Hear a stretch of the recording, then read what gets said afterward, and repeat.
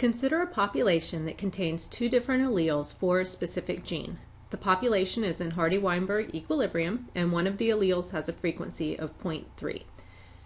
So the first question asks us to calculate the frequency of all three genotypes in this population. So in other words, we need to calculate the frequency of the big A, the heterozygous one, and then little a.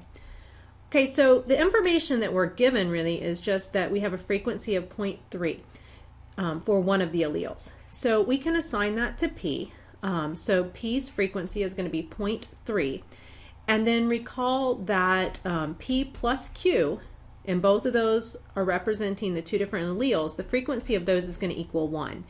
So if we know that P is 0.3, then really we're just solving for Q. And when we do that, Q is going to be equal to 0.7.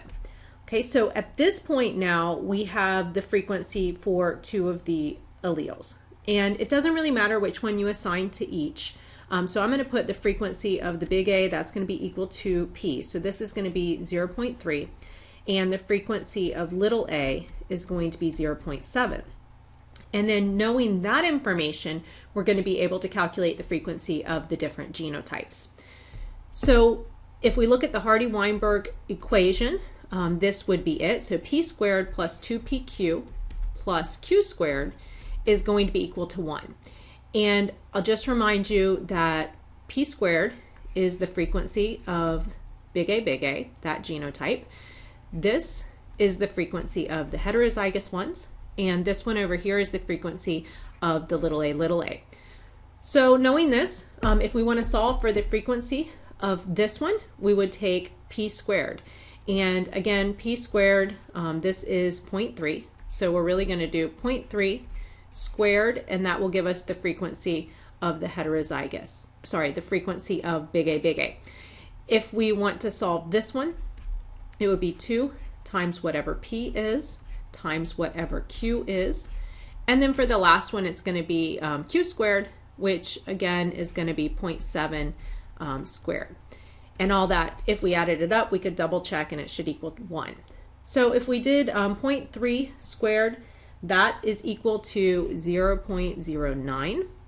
If we did this, 2 times 0.3 times 0.7, that is equal to 0.49. And then if we did 0.7 squared, that is equal to 0.42. And so add those up and they should equal 1. Okay, so just to sum up what we've solved up here, the frequency of big A, that is this right here. So that is equal to 0.09, or you could say 9%. The frequency of the heterozygous is equal to this, so 0.49 or 49%. And the frequency of little a is equal to this, or 0.42 or 42%.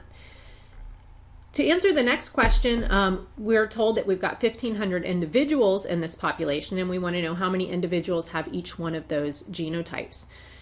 So all we would do in this case is we would take our 1,500 individuals that we know we have, and we would multiply that by the frequency of that particular genotype.